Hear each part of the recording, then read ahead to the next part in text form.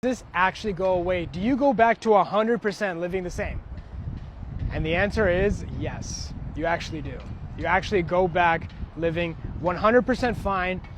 But here's the thing, you kind of have to understand a few things of how depersonalization works, really how it falls into the arc of anxiety.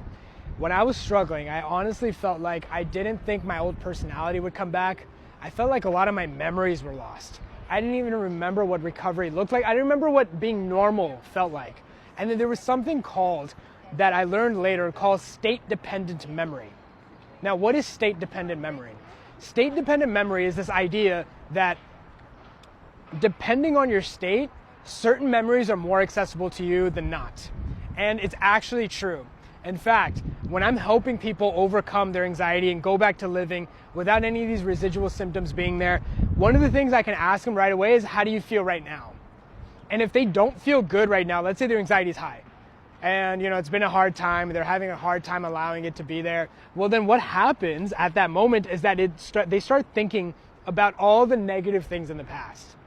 And so I know that. So even when I ask them if they're not doing good, I know they're only going to bring up bad things, or things back in the day when they used to struggle, or they'll bring up past memories of certain things that are kind of irrelevant, to be honest with you. But they bring it up because it's more accessible to them.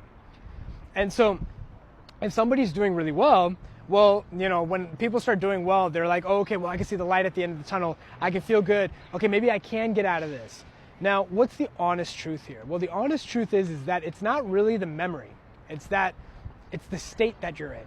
State determines what memory you're in. So that was very critical for my recovery journey, because I understood finally, well, I'm struggling with this. The reason why I can't really remember the good days is because I was in a bad state right now. So I only remember the bad stuff.